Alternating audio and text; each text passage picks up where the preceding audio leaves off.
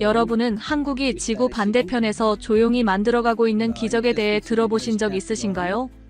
우리가 일상을 살아가는 동안 한국은 지금도 누군가의 인생을 바꾸고 있습니다. 한 가족의 운명을 바꾸고 한 마을의 미래를 바꾸며 때로는 한 나라 전체의 희망이 되고 있습니다. 그 누구도 이런 일이 일어나리라 예상하지 못했습니다. 누가 알려준 것도 누가 의도한 것도 아니었습니다. 그런데도 어떤 곳에서는 사람들이 스스로 한국을 닮고 싶어 합니다. 그들은 도시를 바꾸고 생각을 바꾸고 언어까지 바꾸어가며 한국을 따라 나아가고 있습니다. 그리고 지금 그 믿기 어려운 변화의 물결이 히말라야 너머 작은 나라의 한마을을 뒤흔들고 있습니다. 지금부터 들려드릴 이야기는 한국을 꿈꾸었던 한 소녀가 어떻게 자신의 마을 전체를 바꾸어 놓았는지에 대한 이야기입니다.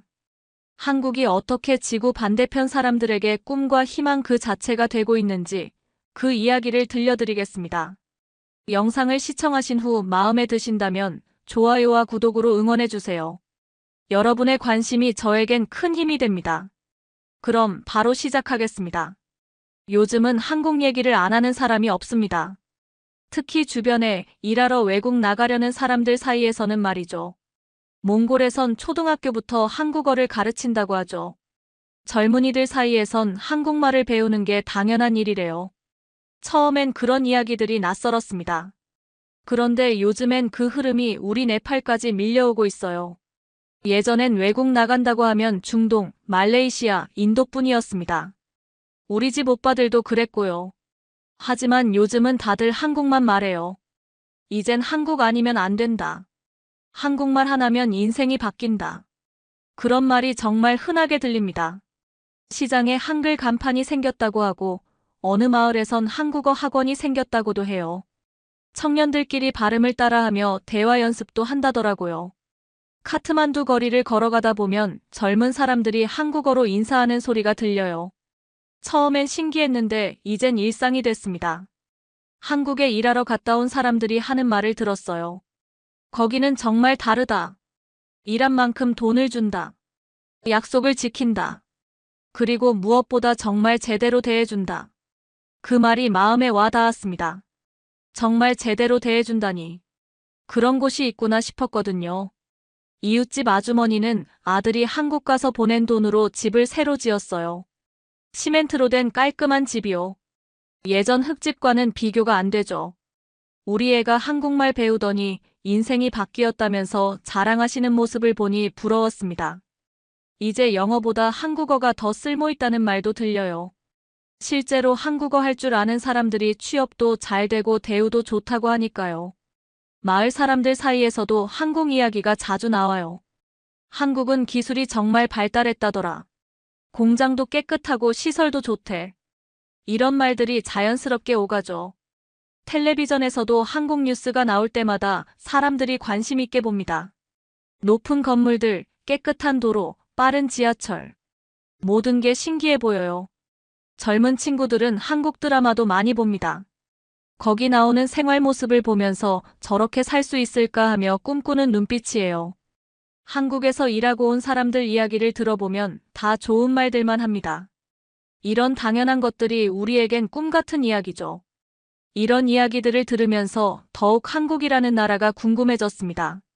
그때만 해도 한국이 제 인생을 바꿀 거라곤 상상도 못했어요.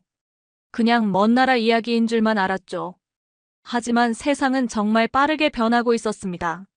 마을 어른들도 말씀하시더군요. 요즘 애들은 참 좋겠다. 우리 때는 이런 기회가 어디 있었나. 그 말을 들으며 저도 모르게 가슴이 뛰기 시작했습니다. 제 이름은 마야입니다. 네팔의 외딴 시골 마을에서 태어났고 아버지는 농사를, 어머니는 아버지의 농사일을 도우며 살고 계세요. 저희 집은 형제가 많았어요. 큰 오빠, 둘째 오빠, 셋째 오빠, 그리고 저. 모두 외국에 나가서 돈을 벌어야 한다는 게 당연한 일이었습니다. 큰 오빠는 제가 10살 때 사우디아라비아로 떠났어요. 몇 년만 고생하면 집도 새로 짓고 너희 학비도 낼 수 있다며 의기양양하게 떠나셨죠. 하지만 2년 뒤 돌아온 큰오빠의 모습은 완전히 달랐습니다. 까맣게 탄 얼굴에 주름이 깊게 패이고 말수도 많이 줄었어요. 무엇보다 빈손으로 돌아왔어요. 월급을 못 받았다. 회사에서 계속 미룬다고 하더니 결국 도망갔다. 큰오빠는 그렇게 말하며 방 안에만 계셨습니다. 가끔 밤에 혼자 우는 소리가 들렸어요. 둘째 오빠는 말레이시아로 갔습니다. 큰오빠의 실패를 보고도 나는 다르다며 자신 있게 떠났어요. 처음 몇 달은 연락이 왔습니다.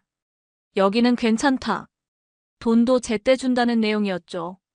하지만 어느 순간부터 연락이 끊겼어요. 나중에 들은 이야기로는 사기를 당했다고 했습니다.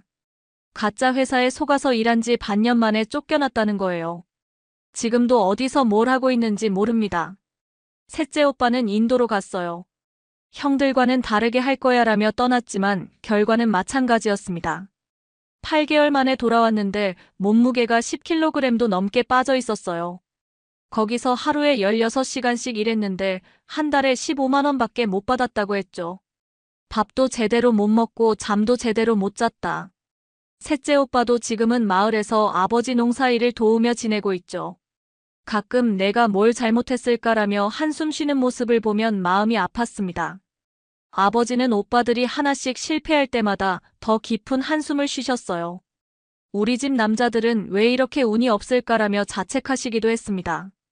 어머니는 아무 말씀 안 하셨지만 밤마다 기도하시는 모습을 자주 봤어요. 오빠들 걱정에 머리카락도 많이 휘어지셨습니다. 그래도 새벽부터 밭에 나가 아버지를 도우셨어요. 저희 집 상황은 점점 더 어려워졌습니다. 오빠들이 외국에서 보내줄 돈을 기대하고 빚도 좀 졌는데 아무도 돈을 보내지 못하니까 빚만 늘어갔어요. 아버지는 하루 종일 일해도 한 달에 20만 원 정도밖에 못 버세요. 그걸로 5식구가 먹고 살기엔 턱없이 부족했습니다. 어머니는 치통이 심해도 병원에 가지 못하셨어요. 치료비가 5만 원인데 그것도 큰 돈이었거든요. 그냥 참고 지내시며 괜찮다고만 하셨습니다. 밭일도 점점 힘들어졌어요. 비료값 등 각종 비용은 계속 올라가는데 농산물 가격은 그대로였거든요. 아버지와 어머니가 아무리 열심히 일해도 적자만 늘어갔습니다. 저는 고등학교를 다니고 있었는데 학비를 낼 수 없어서 그만둬야 하나 고민했어요. 친구들은 대학 진학을 준비하는데 저는 그런 꿈조차 꿀 수 없었습니다. 마을에서 제 또래 여자애들은 대부분 일찍 결혼했어요. 18살, 20살에 시집가서 아이를 낳고 사는 게 당연한 일이었죠. 부모님들도 딸은 빨리 시집 보내는 게 좋다고 생각하셨고요. 저희 부모님도 가끔 그런 말씀을 하셨어요. 마야도 이제 나이가 되었는데 좋은 집 아들이 있으면 생각해봐야지. 하지만 저는 그런 삶을 원하지 않았어요. 어머니처럼 평생 밭일만 하며 사는 건 싫었거든요. 뭔가 다른 길이 있을 거라고 믿었습니다. 그런 상황에서 저는 생각했습니다. 이 집엔 더 이상 버틸 사람이 없다. 오빠들은 모두 실패했고 아버지와 어머니는 이미 너무 힘들어하시고 계신다. 그럼 이제 제가 해야겠다고 결심했습니다. 저라도 성공해서 가족을 도와야겠다고 마음먹었어요. 하지만 막상 뭘 어떻게 해야 할지는 막막했습니다. 마을에선 할 수 있는 일이 농사 말고는 없었어요. 그렇다고 오빠들처럼 해외로 나가자니 두려웠고요. 그때 제가 내린 결론은 일단 마을을 떠나는 것이었습니다. 수도인 카트만두로 가서 뭔가 다른 기회를 찾아보자고 생각했어요. 고등학교를 졸업하자마자 저는 카트만두로 향했습니다. 부모님은 반대하셨지만 제가 워낙 고집을 부려서 결국 허락해 주셨어요. 여자가 혼자 큰 도시에 가서 뭘 하겠다고 그러냐며 걱정하셨지만 저는 이미 마음을 정했습니다. 마을에서 카트만두까지는 버스로 8시간이 걸렸어요. 창밖으로 보이는 풍경이 점점 바뀌면서 제 마음도 설렜습니다. 산과 논밭만 보던 제게 도시의 높은 건물들과 넓은 도로는 신세계였어요. 카트만두에 도착한 첫날, 저는 완전히 압도당했습니다. 사람들이 너무 많았고 차들이 쉴 새 없이 다녔어요. 모든 게 빠르게 움직이고 있었습니다. 친척 언니 집에서 머물게 되었는데 언니는 카트만두에서 식당 일을 하고 계셨어요. 한 달에 40만 원 정도 버신다고 했는데 마을에서는 상상도 못할 큰 돈이었습니다. 도시는 기회가 많아. 일만 열심히 하면 돈 벌 수 있어라고 언니가 말씀하셨어요. 저도 곧바로 일자리를 찾기 시작했습니다. 처음엔 작은 카페에서 일했어요. 하루 8시간 일하고 한 달에 15만 원을 받았습니다. 마을에서 농사일 도울 때는 돈을 받은 적이 없었는데 제가 번 첫 월급이라니 정말 뿌듯했어요. 하지만 15만 원으로는 생활하기가 빠듯했습니다. 친척 언니가 방값은 받지 않으셨지만 생활비는 제가 내야 했거든요. 밥값과 교통비 그리고 언니께 드리는 생활비까지 하면 집에 보낼 수 있는 돈은 얼마 되지 않았어요. 그래서 저녁에는 다른 일도 했어요. 옷가게에서 정리일을 하거나 누군가 집 청소가 필요할 때 가서 도와드렸죠. 하루에 12시간씩 일했지만 그래도 행복했어요. 카트만두에는 정말 다양한 사람들이 살고 있었습니다. 외국인 관광객들도 많이 봤고 다른 나라에서 일하러 온 사람들도 있었어요. 그들을 보면서 세상이 정말 넓다는 걸 느꼈습니다. 특히 인상 깊었던 건 해외에서 일하고 돌아온 사람들이었어요. 카페에 자주 오시는 손님 중에 그런 분들이 계셨거든요. 어떤 분은 두바이에서 일하고 오셨다고 했어요. 거기서 번 돈으로 카트만두의 작은 사업을 시작했다며 자랑스럽게 말씀하시더군요. 또 다른 분은 말레이시아에서 일하셨다고 했습니다. 처음엔 힘들었지만 결국 성공했다. 이제 가족들 걱정 없이 살 수 있다고 하셨어요.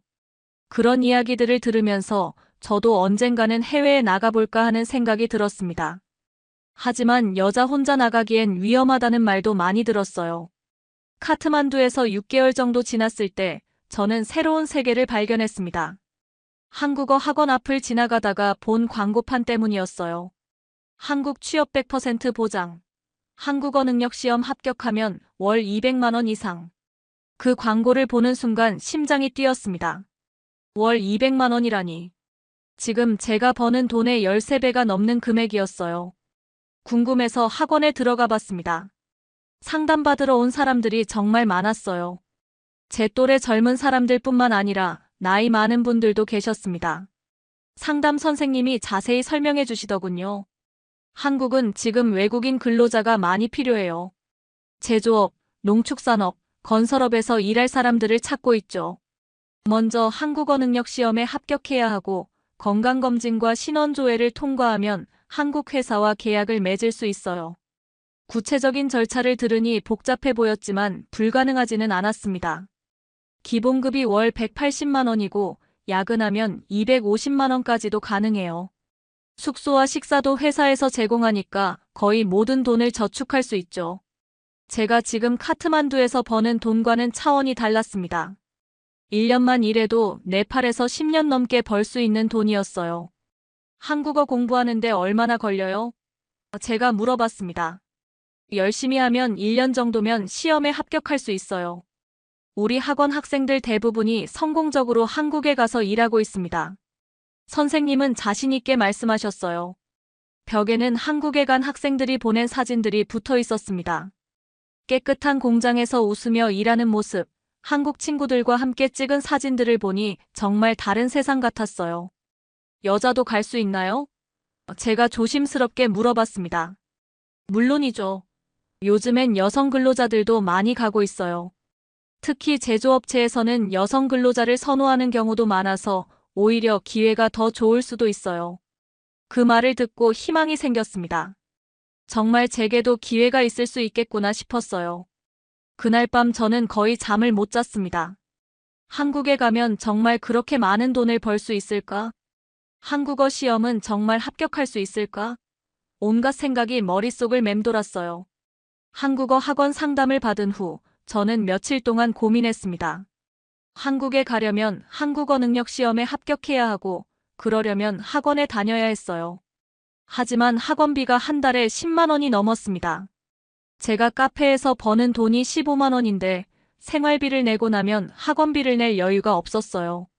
그렇다고 포기할 수도 없었습니다. 이것만이 우리 가족이 살 길이라고 생각했거든요.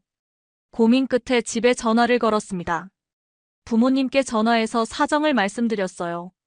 한국에 가려면 한국어 시험을 봐야 해요. 그런데 학원비가. 아버지는 한동안 말씀이 없으셨습니다. 어머니가 전화를 받으셨어요. 얼마나 드는데? 한 달에 10만 원이에요. 1년 정도 다녀야 할 것 같아요. 어머니도 잠시 침묵하셨습니다. 우리 집 한 달 생활비가 20만 원도 안 되는데 10만 원은 정말 큰 돈이었거든요. 알았다. 그게 어머니의 대답이었습니다. 일주일 후 어머니가 카트만두로 오셨어요. 버스 터미널에서 어머니를 만났을 때 뭔가 다른 느낌이 들었습니다. 평소보다 더 조용하셨거든요. 어머니, 갑자기 왜 오셨어요? 너 학원비 가져왔다. 어머니가 주머니에서 돈 뭉치를 꺼내셨습니다. 100만 원이 넘는 돈이었어요. 우리 집에서는 한 번에 볼 수 없는 큰 돈이었습니다. 엄마, 이렇게 큰 돈이 어디서 났어요? 물소 팔았다. 그 말을 들은 순간 가슴이 무너지는 것 같았어요. 우리 집 물소는 어머니가 무척 아끼시는 존재였어요. 가족처럼 소중하게 여기셨던 물소였거든요. 그 물소는 우리 집의 유일한 재산이기도 했습니다. 우유도 주고 농사일도 도와주고 필요할 때는 장에 내다 팔 수도 있는 소중한 자산이었어요. 엄마, 그걸 왜? 물소 한 마리보다 네가 더 중요해. 어머니는 담담하게 말씀하셨지만 저는 눈물이 왈칵 쏟아졌습니다. 어머니가 얼마나 큰 결심을 하셨는지 알 수 있었거든요. 마야, 엄마는 널 믿는다. 어머니의 그 한마디가 제 가슴에 박혔습니다. 그날 밤 저는 아무 말 없이 울었어요. 어머니의 희생에 대한 고마움과 동시에 엄청난 부담감이 몰려왔습니다. 이제 정말 실패할 수 없다는 생각이 들었어요. 어머니가 그토록 아끼시던 물소를 팔아서 마련해 주신 기회를 헛되이 할 수는 없었습니다. 그때부터 저는 하루 14시간을 한국어에 쏟았습니다. 카페에서 일하는 시간 빼고는 모든 시간을 공부에 투자했어요. 아침 5시에 일어나서 2시간 공부하고 카페에 가서 일하면서도 틈틈이 단어를 외웠습니다. 점심시간에도 노트를 펴고 문법을 복습했어요. 밤에는 학원에서 2시간 수업을 듣고 집에 와서 다시 3시간을 더 공부했습니다. 잠자리에 누워서도 한국말만 중얼거렸죠. 밥 먹을 때도 걸을 때도 화장실에서도 한국어 공부였습니다. 그 단어들이 언젠가 우리 가족을 살릴지도 모른다고 믿었거든요. 친척 언니가 걱정하실 정도였어요. 너무 무리하지 마. 하지만 저는 멈출 수 없었습니다. 어머니의 물소가 자꾸 생각났어요. 그 소중한 물소를 파신다는 게 어머니께 얼마나 힘든 일이었을까. 그 생각만 하면 더욱 열심히 할 수밖에 없었습니다. 2개월째부터는 눈에 띄게 실력이 늘었어요. 간단한 대화는 할 수 있게 됐고 한국어로 일기도 쓸 수 있게 됐습니다. 선생님이 칭찬해 주셨어요. 마야는 정말 열심히 하네요. 이런 속도면 시험에 꼭 합격할 거예요. 그 말을 들을 때마다 어머니 생각이 났습니다. 어머니, 제가 꼭 성공해서 물소값은 몇 배로 갚아드릴게요. 8개월이 지나자 드디어 모의 시험에서 합격 점수를 받았습니다. 그날 정말 기뻐서 울었어요. 어머니의 희생이 헛되지 않을 거라는 확신이 들었습니다. 한국어 능력 시험 날이 드디어 왔습니다. 저는 가장 먼저 시험장에 도착했어요. 새벽 5시에 일어나서 준비했는데도 불안해서 견딜 수가 없었거든요. 손에서는 계속 땀이 났습니다. 눈도 떨려서 글자가 흔들려 보였습니다. 시험장 앞에서 기다리는 동안 다른 사람들도 하나둘 도착했어요. 모두 저처럼 긴장한 표정이었습니다. 시험장에 들어가서 시험지를 받아들었을 때 저는 속으로 되뇌었어요. 이건 나 하나의 시험이 아니야. 우리 가족이 다시 살아나기 위한 마지막 기회야. 어머니의 물소, 오빠들의 실패, 아버지의 한숨, 그 모든 것들이 이 시험지 안에 들어있는 것 같았어요. 듣기, 읽기, 쓰기, 말하기. 내 영역을 차례대로 치렀습니다. 쉬운 문제도 있었고 어려운 문제도 있었어요. 중간에 포기하고 싶을 때도 있었지만 어머니를 생각하며 끝까지 해냈습니다. 시험이 끝나고 나니 다리에 힘이 빠졌어요. 할 수 있는 건 다 했다는 생각이 들었습니다. 이제 결과를 기다릴 뿐이었어요. 한 달이 지났습니다. 결과 발표 날이었어요. 그날 아침 저는 일찍부터 인터넷 카페에 갔습니다. 저와 같은 시험을 본 사람들이 모두 모여 있었습니다. 드디어 시간이 되었어요. 화면에 합격자 발표 페이지가 열렸습니다. 제 수험번호를 입력하고 조회 버튼을 눌렀어요. 손이 떨려서 마우스를 제대로 잡을 수가 없었습니다. 심장이 터질 것 같았어요. 그리고 화면에 결과가 나타났습니다. 합격. 잠깐, 정말인가요? 다시 한번 확인했습니다. 틀림없었어요. 합격이라고 떡하니 써 있었습니다. 그 순간 눈물이 쏟아졌습니다. 주변 사람들이 쳐다봤지만 상관없었어요. 너무 기뻤거든요. 옆에서 시험 결과를 확인하던 다른 분들도 하나둘 환호성을 지르기 시작했어요. 바로 집에 전화를 걸었습니다. 엄마, 합격했어요. 한국어 시험에 합격했어요. 정말이냐? 정말 합격했다고? 어머니 목소리에서 떨림이 느껴졌어요. 네, 정말이에요. 화면에 합격이라고 나와 있어요. 그때 전화 너머로 어머니가 우시는 소리가 들렸습니다. 그리고 아버지께서도 전화를 받으셨어요. 마야야, 정말 잘했다. 정말 대단하다. 아버지 목소리도 떨리고 계셨어요.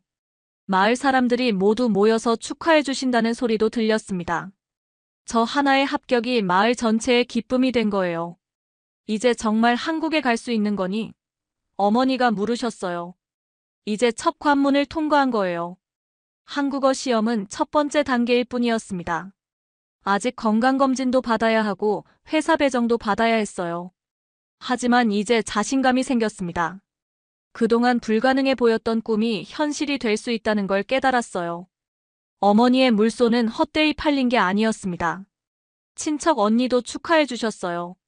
정말 대단해. 너 같은 애가 성공하는 거야. 그날 밤 저는 오랜만에 푹 잤습니다. 그동안의 긴장과 스트레스가 한 번에 풀린 것 같았어요. 이제 진짜 시작이었어요. 한국행을 위한 다음 단계를 준비해야 했습니다.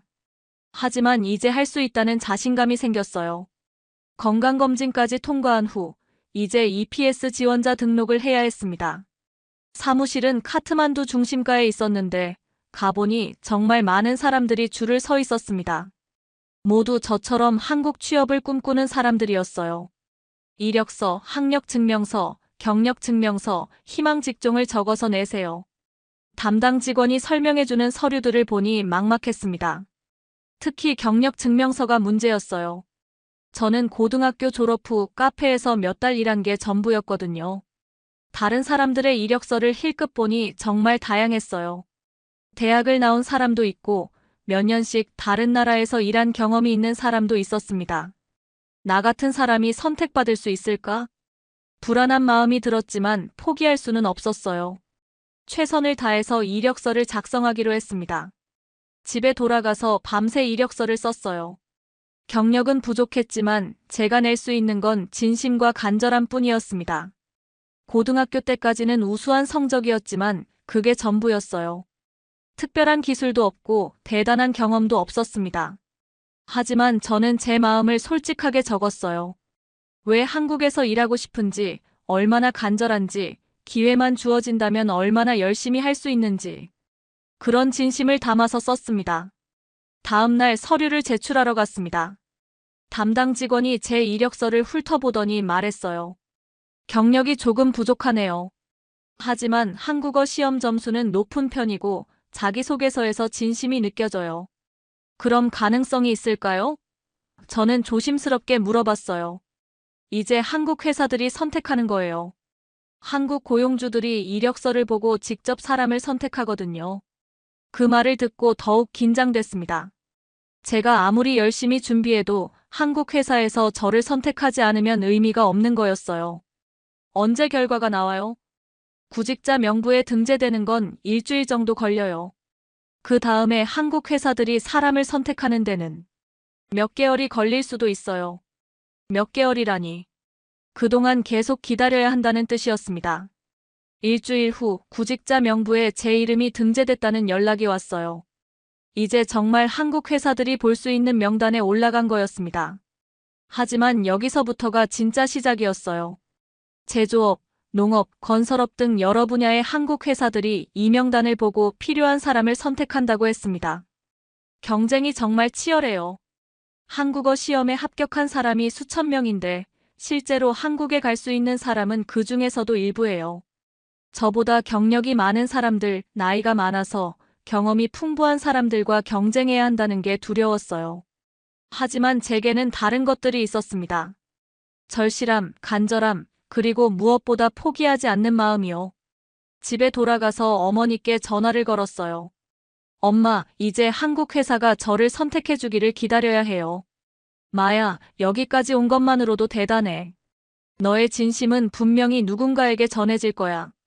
그 말씀을 들으니 마음이 좀 편해졌어요. 맞아요. 저는 진심을 다했어요. 이제 정말 제가 할 수 있는 건 기다리는 것뿐이었습니다. 6개월을 기다린 끝에 드디어 연락이 왔습니다. 한국의 한 제조업체에서 저를 선택했다는 소식이었어요. 경기도에 있는 자동차 부품 공장이었습니다. 축하합니다. 다음 주에 계약서 작성하고 비자 신청하세요.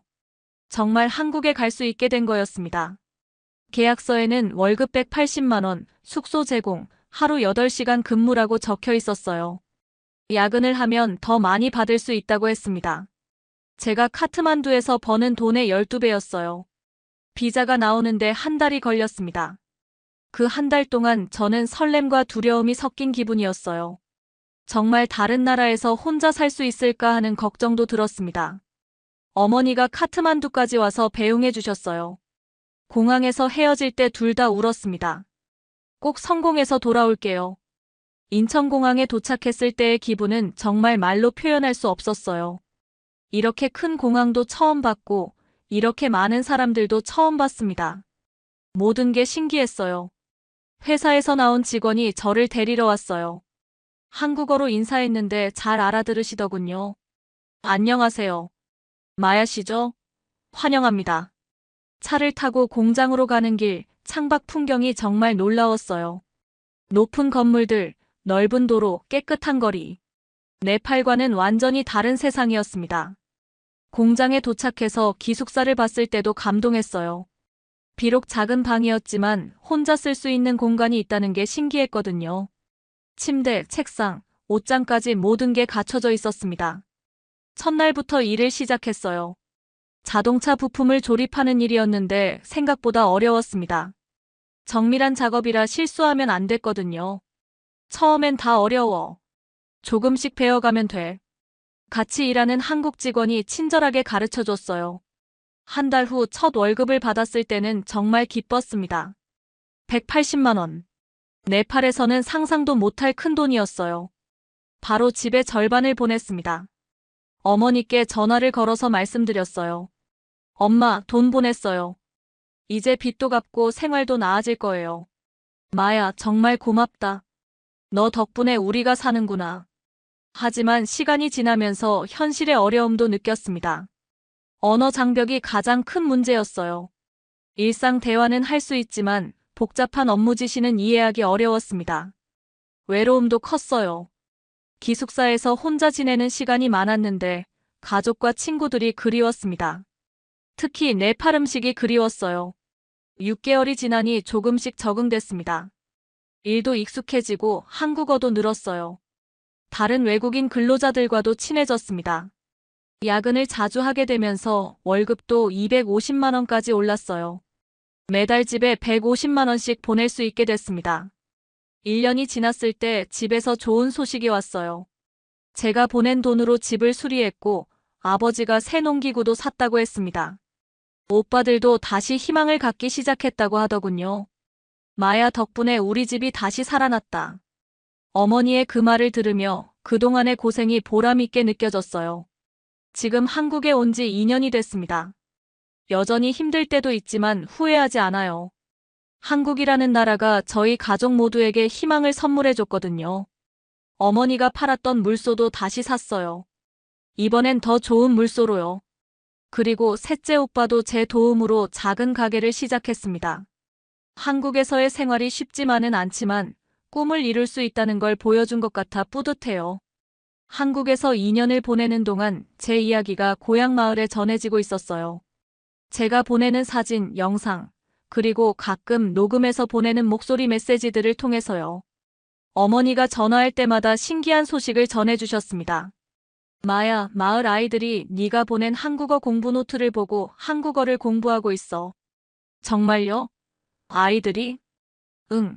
그리고 그중 한 아이는 너처럼 한국어 학원에 등록했다는 소식도 들었어. 카트만두까지 가서 말이야. 그 말을 들으며 가슴이 뭉클했습니다. 제가 한국에서 열심히 일하는 모습이, 공부하는 모습이 다른 아이들에게 희망을 주고 있었던 거예요. 더 놀라운 소식은 몇 개월 후에 들었습니다. 마을회관 벽에 마야 한국어 교실이라는 팻말이 붙었다고 하더라. 네가 보낸 한국어 책들로 아이들이 모여서 공부한대. 제가 가끔 고향으로 보낸 한국어 교재와 제가 직접 쓴 공부 노트들이 마을 아이들의 교재가 된 거였어요. 마야처럼 되고 싶어요. 나도 해볼래요. 어머니가 전해주시는 아이들의 말이 세상 어떤 말보다 고마웠습니다. 한국에서 일하는 다른 네팔 친구들도 비슷한 이야기를 했어요. 자신들의 성공 이야기가 고향에 전해지면서 더 많은 사람들이 도전하고 있다고요. 우리가 여기서 열심히 사는 모습이 누군가에게는 희망이 되는 것 같아. 정말 그랬어요. 저희는 단순히 돈을 벌기 위해 한국에 온 게 아니었어요. 꿈을 포기하지 않는다는 걸 보여주고 있었던 거예요. 2년이 지나면서 저는 깨달았습니다. 한국말은 단지 외국어가 아니었어요.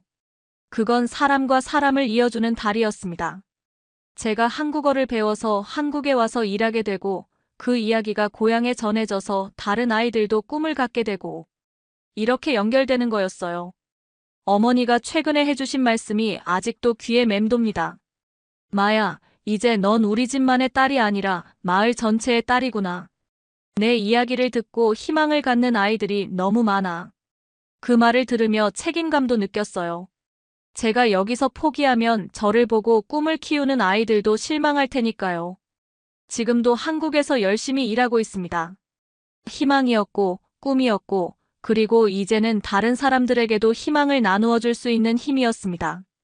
제가 먼저 이 다리를 건넜으니, 이젠 제가 누군가의 다리가 되어주고 싶어요. 고향의 아이들이 저를 보고 나도 할 수 있다는 용기를 갖기를 바랍니다. 어머니의 물소를 팔아서 시작된 제 여행이 이제는 마을 전체의 희망이 되었네요. 그리고 그 희망은 계속 퍼져나갈 거예요. 몇 년 후 고향에 돌아가게 되면 저는 더 많은 아이들을 도와주고 싶어요.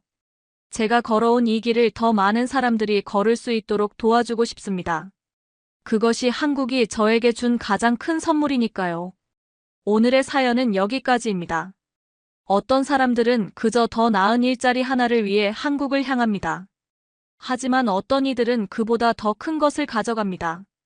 그 나라의 정신을 배우고 그 따뜻함을 마음에 품고 그리고 자신의 고향까지 바꿔놓습니다.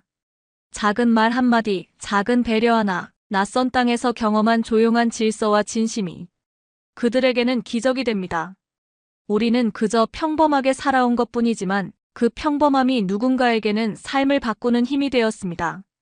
지구 반대편 작은 마을에서는 아이들의 새로운 꿈들이 자라나고 있습니다. 그리고 그 사실 하나만으로도 우리는 충분히 자랑스러운 나라에 살고 있는 것입니다. 마야의 이야기는 끝났지만 지금도 어디선가 새로운 마야가 태어나고 있을지 모릅니다. 긴 영상 시청해주셔서 감사합니다. 내일은 더 좋은 영상으로 찾아오겠습니다.